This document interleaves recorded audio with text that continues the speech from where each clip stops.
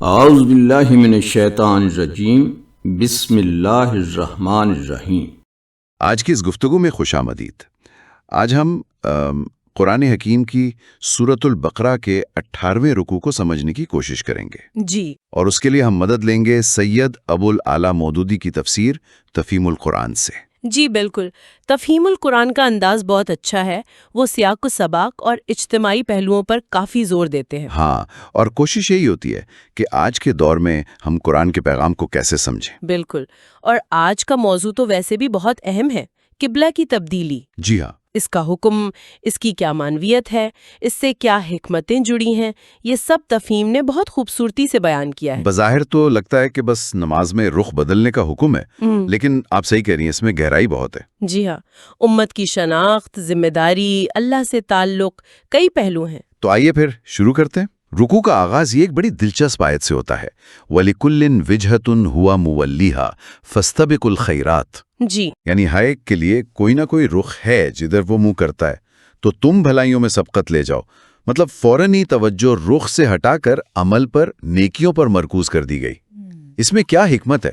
تفہیم القرآن اس کو ایسے سمجھاتا ہے کہ دیکھیں، عبادت کے لیے، خاص کر جب مل کر عبادت کرنی ہو جیسے نماز، تو کوئی ایک سمت تو چاہیے نا۔ ہاں، نظم و ضبط کے لیے۔ بالکل، لیکن اللہ تعالیٰ فوراً واضح کر رہے ہیں کہ اصل چیز، اصل اہمیت سمت کی نہیں ہے۔ اچھا، اصل اہمیت اس مقصد کی ہے جس کے لیے تم کھڑے ہوئے ہو، جس کے لیے عبادت کر رہے ہو، یعنی اللہ کی رضا، نیکی، بھلائی۔ تو زور اس پر ہے کہ فَاسْتَبِقُوا الْخَيْرَاتِ، نیکیوں میں آگے بڑھو۔ جی، ایک دوسرے سے مقابلہ کرو نیکیوں میں۔ سمت یا جگہ کی بحث میں پڑنے کے بجائے اصل کام پر توجہ دو۔ اور یہ خیرات یا بھلائیاں یہ کیا ہیں؟ کیا صرف نماز روزہ؟ نہیں، تفہیم کہتا ہے کہ اس کا دائرہ بہت وسیع ہے۔ اس میں آپ کے عقیدے کی درستی بھی ہے، اخلاق بھی، معاملات بھی، اللہ کا دین قائم کرنے کی کوشش بھی، لوگوں کی بھلائی کے کام بھی۔ یعنی ہر وہ چیز جو اللہ کو پسند ہے۔ بالکل، تو پیغام یہ ہے کہ اپنی ساری توانائی اس اصل میدان میں لگاؤ۔ سمت کی بحث تو ثانوی ہے۔ صحیح۔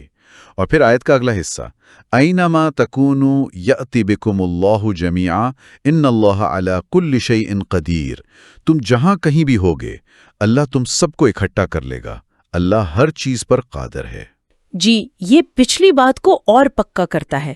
ایک تو یہ کہ اللہ کی قدرت ہر جگہ ہے، تم مشرق میں ہو یا مغرب میں، وہ تمہیں دیکھ رہا ہے اور اکٹھا کر سکتا ہے۔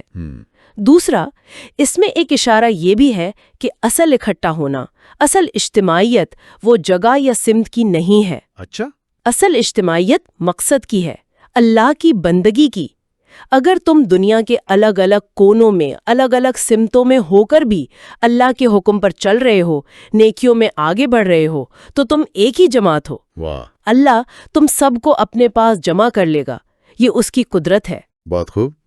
اچھا، اس تمہید کے بعد پھر اصل حکم آتا ہے قبلہ کی تبدیلی کا، اور وَمِنْ حَيْثُ خَرَجْتَ فَوَلِّ وَجْهَكَ شَطْرَ الْمَسْجِدِ الْحَرَامِ۔ جی، اور تم جہاں سے بھی نکلو، اپنا رخ مسجد حرام کی طرف پھیر دو، اور وہ اِنَّهُ لَلْحَقُّ مِنْ رَبِّكَ، اور یقیناً یہ تمہارے رب کی طرف سے حق ہے۔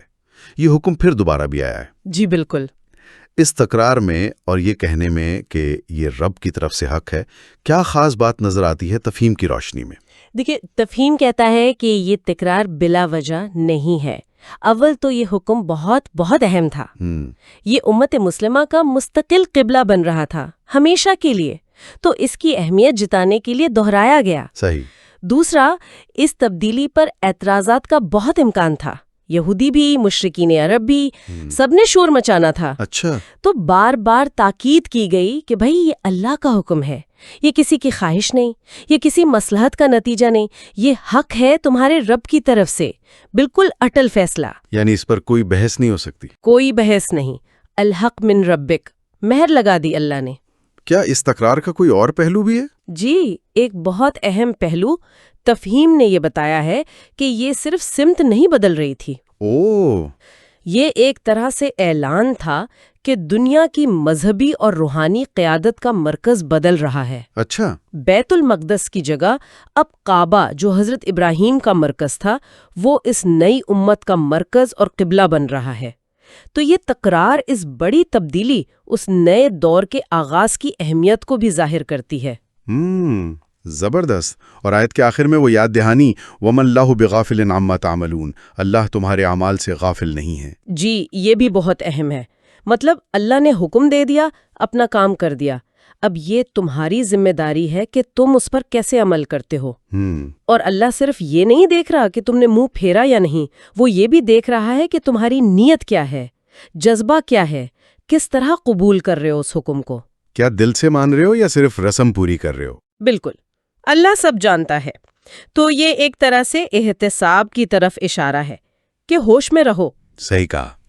اچھا، پھر اگلی آیت میں ایک اور حکمت بیان ہوئی، وَحَيْثُ مَا كُنْتُمْ فَوَلُّوا وُجُوهَكُمْ شَطْرَهُ لِأَلَّا يَكُونَ لِلنَّاسِ عَلَيْكُمْ حُجَّةٌ. جی. اور تم جہاں کہیں بھی ہو اسی مسجد حرام کی طرف منہ کر کے نماز پڑھو تاکہ لوگوں کو تمہارے خلاف کوئی حجت نہ ملے. إِلَّا الَّذِينَ ظَلَمُوا مِنْهُمْ، سوائے ان کے جو ان میں سے ظالم ہیں. جی. تو یہ کعبہ کی طرف رخ کرنے سے لوگوں کی یعنی مخالفین کی حجت کیسے ختم ہو گئی؟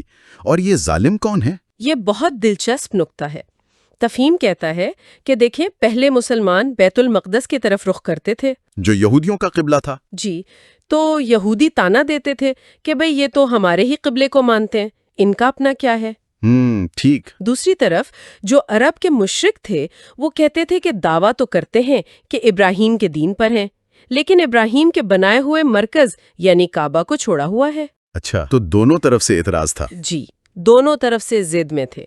جب اللہ نے حکم دیا کہ اب کعبہ کی طرف رخ کرو تو دونوں اعتراض ختم ہو گئے. کیسے؟ اب یہودیوں کا یہ تانا ختم ہو گیا کہ ہمارے قبلے کے پیچھے چلتے ہیں، اور مشرکوں کا یہ اعتراض بھی ختم ہو گیا کہ ابراہیمی مرکز کو چھوڑا ہوا ہے.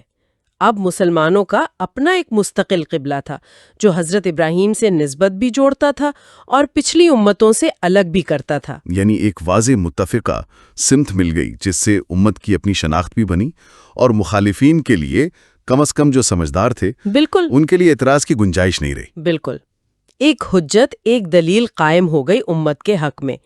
لیکن ساتھ ہی فرمایا إِلَّا الَّذِينَ ظَلَمُوا مِنْهُمْ، سوائے ان کے جو ظالم ہیں. یہ کون ہے پھر؟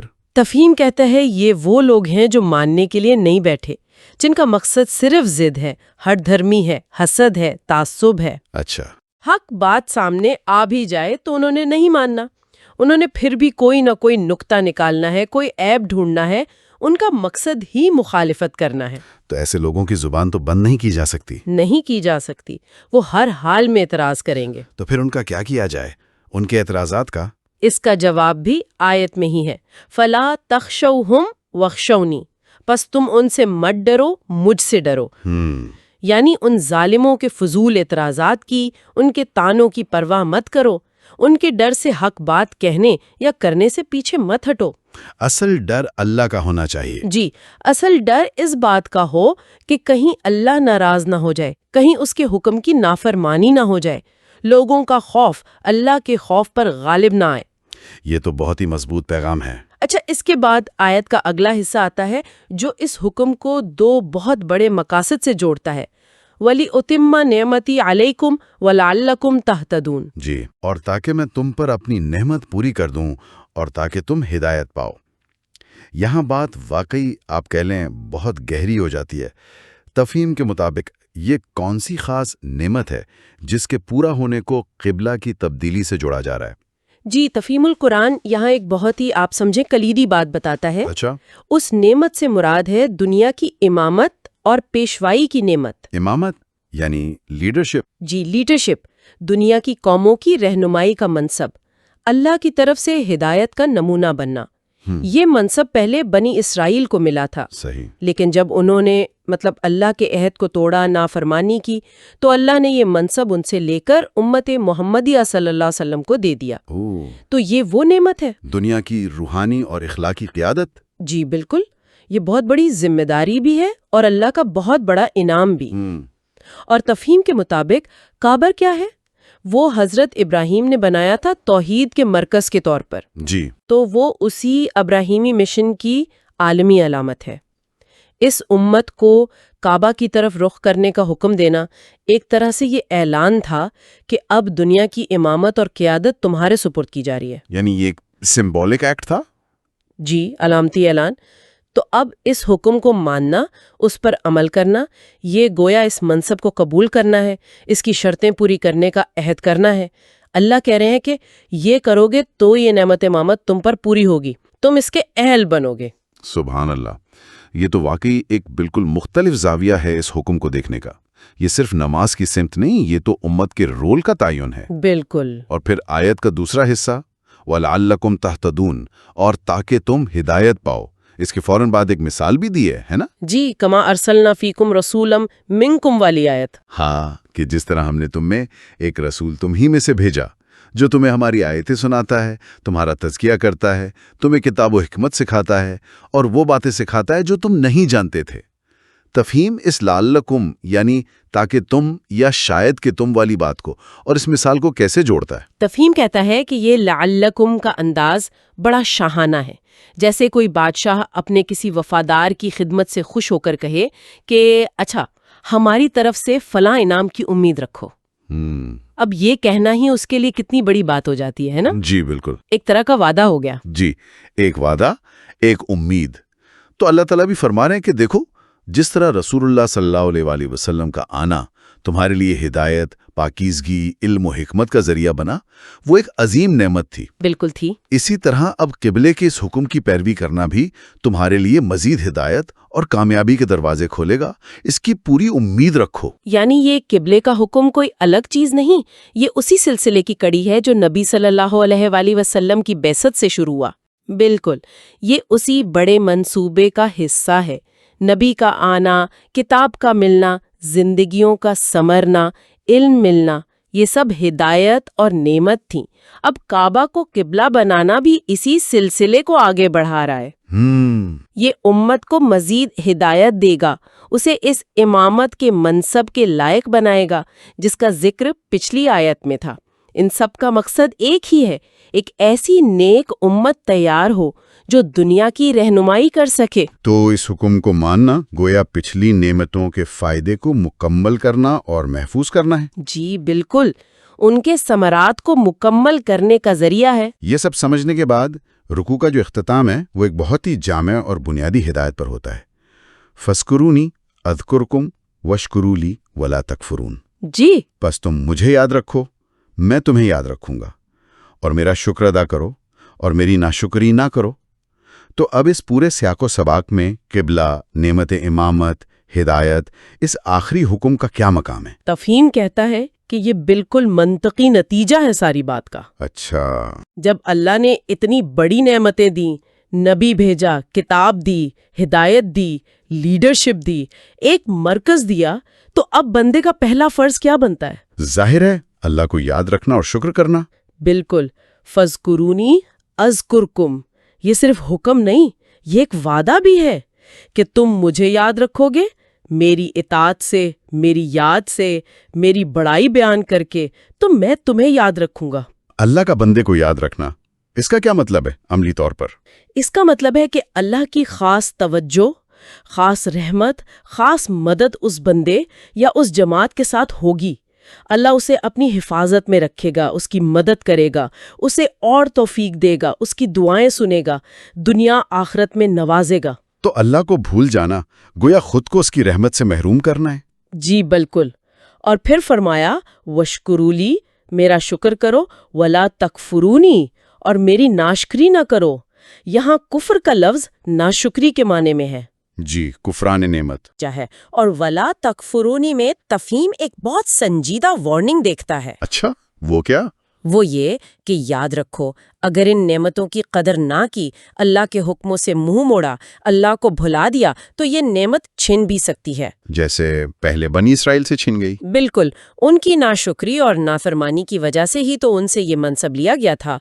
تو یہ امت بھی اگر ناقدری کرے گی، ناشکری کرے گی، تو اس سے بھی یہ منصب واپس لیا جا سکتا ہے۔ تو اللہ کا ذکر اور شکر صرف ذاتی عبادت نہیں، یہ امت کے منصب اور اس کے مستقبل کو بچانے کی شرط بھی ہے۔ بہت اہم نکتہ ہے۔ تو اگر ہم اس ساری گفتگو کو سمیٹیں تو یہ رکوع ہمیں صرف یہ نہیں بتا رہا کہ نماز میں کدھر منہ کرنا ہے، جی نہیں، بلکہ یہ کئی گہری باتیں سکھا رہا ہے۔ پہلی تو یہ کہ اصل چیز ظاہری سمت نہیں بلکہ باطنی نیکی ہے، بھلائیوں میں آگے بڑھنا ہے۔ بالکل درست۔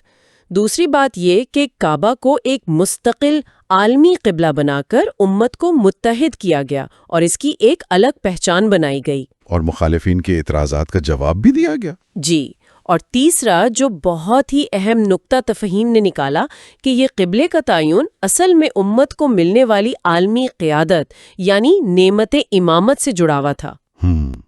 اس حکم کو ماننا اس نعمت کے ملنے اور ہدایت پانے کی امید سے وابستہ ہے۔ بالکل، اور چوتھا نقطہ یہ کہ ان سب انعامات کے بعد لازمی ہے کہ اللہ کو یاد رکھا جائے اور اس کا شکر ادا کیا جائے اور ناشکری سے بچا جائے، کیونکہ اسی میں کامیابی ہے۔ واقعی یہ حیران کن ہے کہ ایک حکم جو بظاہر صرف ایک رخ متعین کر رہا ہے، اس میں اتنے گہرے معنی پوشیدہ ہیں۔